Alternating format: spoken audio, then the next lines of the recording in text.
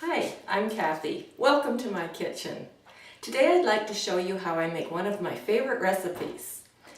I make gluten-free pies regularly for my family and friends who don't need to eat gluten-free. They don't even know they're gluten-free unless I tell them. In fact, I even had someone tell me that this was the best pie crust she'd ever tasted. Not just the best gluten-free pie crust, but the best pie crust. Let's get started. We start off by separating an egg. The white goes into a bowl and the yolk goes into a measuring cup. To the yolk we'll add the juice of half a lemon, give it a little stir with a fork, and top it up to the 1 cup mark with water. This goes into the fridge to chill a little. The white stays out at room temperature till we're ready to use it. The next step is to combine our flours. We have some tapioca flour, some chickpea flour, a little white rice flour, and a tablespoon of sea salt. Let's whisk that all together. Now it's time for the lard. Cut it up.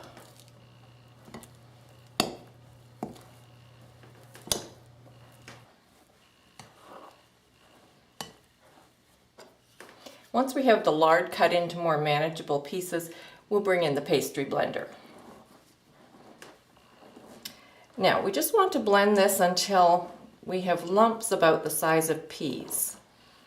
You don't want to overmix it. Those little lumps of lard will pop when your pie crust is cooking, and that makes flaky pie crust.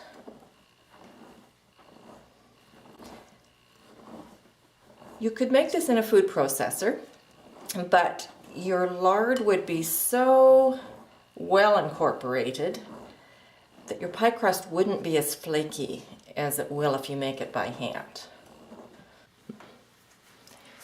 Now that we've blended the lard in, it's time to bring back our lemon juice and egg yolk mixture from the refrigerator. We'll give it a little stir, just pour it on top, and we'll stir this in a little bit.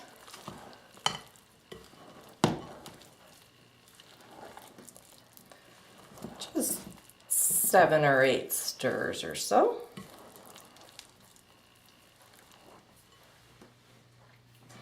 Then we take our egg whites that have been sitting at room temperature, and we'll whisk them up.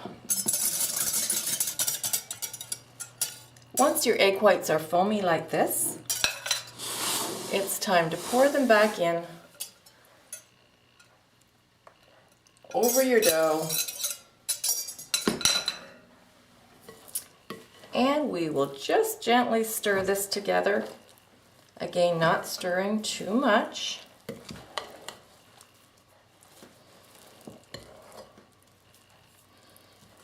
Just so your ingredients are mixed together evenly. That's good. This is about right. Now I'm going to cover this with plastic wrap and put it in the refrigerator. It should sit there for at least an hour. I usually make this the day ahead. I'm going to leave it in overnight. Tomorrow we'll roll it out and make our pie crust. Good morning. My pie crust dough has been sitting in the fridge overnight. It's well chilled.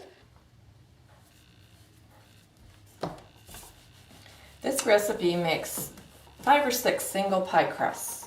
So that's 2 double pie crusts plus enough left over for some tarts, or at least another single one.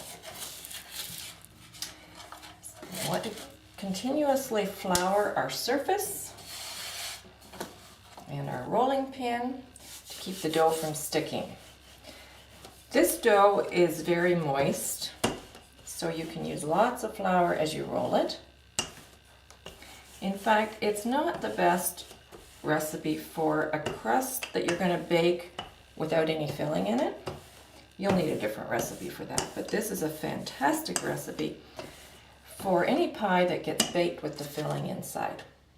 Now, it's time to put this into our pan, our pie plate. So let's lift that up, flip it over, get our pie plate close by, gently scrape the rest of this off the surface. I need to let you see this. Okay, we're going to lift it carefully into the pie plate. There we go. Not perfect, but we can adjust it.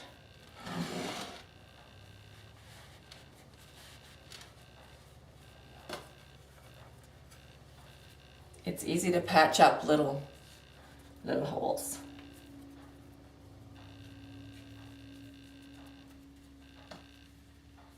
I'll be putting another crust on top of this pie, so I'm going to cut this one off around the edges, like so. And then we'll just use leftover little bits to patch up any place that it doesn't quite come up high enough. Keep some flour on your fingers so it doesn't stick.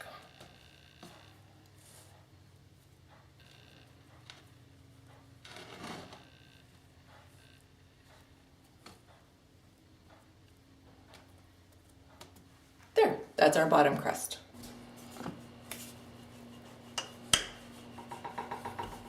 Rolling out the top crust is very similar to rolling out a bottom crust.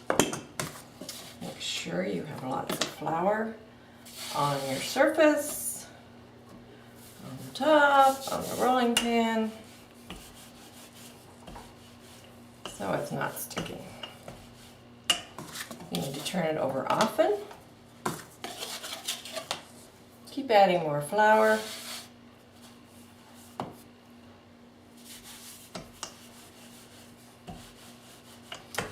Aim for a nice round shape, just a little larger than your pie plate.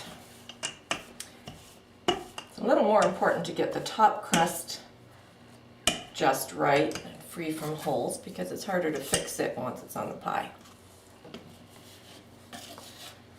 So we'll flip this over, lift it gently, bring your pie plate in close, use your spatula to help, and then gently unroll it onto your pie. I cut mine off with about a ½ inch of overhang.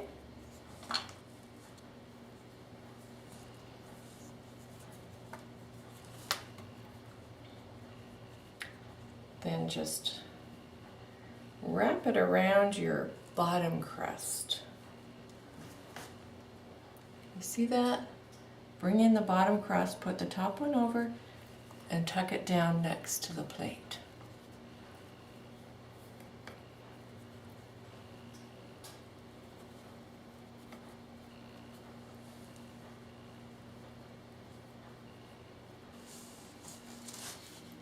Get some more flour on your fingertips and then just go around and pinch the sides into whatever pretty shape you like.